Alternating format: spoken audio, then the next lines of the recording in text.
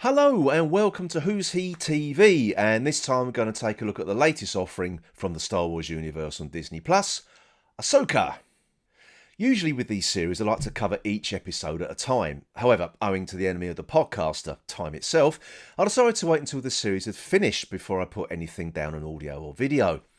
My intention that with this approach I'll be able to appreciate the series as a whole, rather than flip-flopping on opinions reviewing individual episodes. So here we are then. The last episode aired a couple of days ago, and there was one overwhelming feeling that I had. Disappointment. Star Wars to my mind should be fun. Sure, we had the downfall of Anakin Skywalker and his slaughter of children, let's not forget, but at its core it was loud, brash, colourful, and that word again, fun. So when it was announced that Ahsoka Tano would be getting her own live action series, I was excited. I really enjoyed watching her character arc in the Clone Wars cartoon series and also her sporadic appearances in Star Wars Rebels, the other cartoon series which I also really enjoyed and which Ahsoka is a sequel to. But herein lies a problem. Just suppose that you're a casual Star Wars fan or just a casual TV viewer full stop. You skipped all the Star Wars cartoons and thought, "Ooh, a new Star Wars series, I think I might watch that." When you settle down, you're introduced to characters such as Sabine Wren, Ezra Bridger and Admiral Thrawn. And you're thrown into this quest to find two of these characters who have previously disappeared in a completely different series. Do you see where I'm going with this? The viewers expect to have prior knowledge of these characters and where we last saw them. So if you haven't watched Rebels or the Clone Wars, well, basically, you're screwed. And this is an issue with all TV and movie content, it seems. Everything now has to have a connected universe. You have to watch, read or listen to all the content just to make head nor tail of what is going on. Casual viewers are becoming a thing of the past. But I've watched all the series, so I understood what was going on and what the characters' motivations are. But just who were these characters? Why are they so dull and lifeless? Why are they walking around with faces that look like they were promised a bar of chocolate and instead presented with a dog turd? To paraphrase the Joker, why so serious? The cartoon versions of Ahsoka, Sabine Wren and so on were fun to watch. I actually cared more about those versions of the characters than the live action versions who were gloomy bags of skin. And the colour palettes were dull as well. Everything was muted, especially Sabine Wren's Mandalorian armour. In Rebels, Sabine was basically a graffiti artist who painted over her Mandalorian armour and weapons and they were bright and colourful. Not the live action version though, it was muted, a bit like the character, and all the others. But can I blame the actors for any of this? Not really. It's the showrunner, Dave Filoni. I once saw him as the future of Star Wars, but now I'm not so sure. He's obviously invested in these characters that he's created, so he's going to place them front and centre. But perhaps he's a bit too invested in them, slavishly so in fact.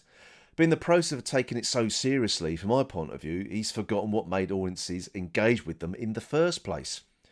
Or could the blame be laid at the doorstep of Disney? Is their insistence on having TV and cinematic universes where all the dots must join up? Is this actually restricting writers and directors? Well, I have a feeling it does. But of course, in recent times, it appears that this has backfired on Disney. Their greed for streaming service dominance has not lived up to expectations. So content has been withdrawn from Disney Plus and various projects have been cancelled, with Star Wars content, one of their tentpole properties, also feeling the pinch. And there's also one thing I'd like Star Wars to stop doing. Stop with the heroes having to find a map to take them to wherever or whoever. Especially in Ahsoka, as this mythical map that was made and hidden over 1,000 years ago would apparently lead them to Ezra and Thrawn, who are in a different galaxy far, far away. How would they know that? Yes, it was a map to another galaxy, but how do they know that this was the galaxy where these people were? It was a lazy way that required a massive leap of logic to start the series off. But after spending the last few minutes slagging this off, it's not all doom and gloom. While Rosario Dawson was the star of the series, I felt Ray Stevenson was the best thing in it, as one half of a fallen Jedi mercenary team. He played his character Baylan Skoll with a quiet menace, and always seemed disappointed that he had to fight Ahsoka Tano. When he did fight, it was like a tank who Ahsoka couldn't get the better of. It really is a shame that we'll never get to see where his character will end up after Ray Stevenson sadly passed away this year. And I don't want them to recast him, as his presence is what basically made the role, even though he had very little to do. And of course, this show being about Jedi, we get more than our fair share of lightsaber action. While the lightsaber fights felt somewhat slower than before, it did try to highlight different fighting styles that seem to be influenced by Japanese fighting styles more than ever before.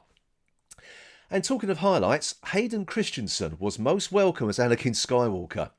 I think he's having a bit of a fan renaissance right now, years after they ridiculed his line delivery in the prequels.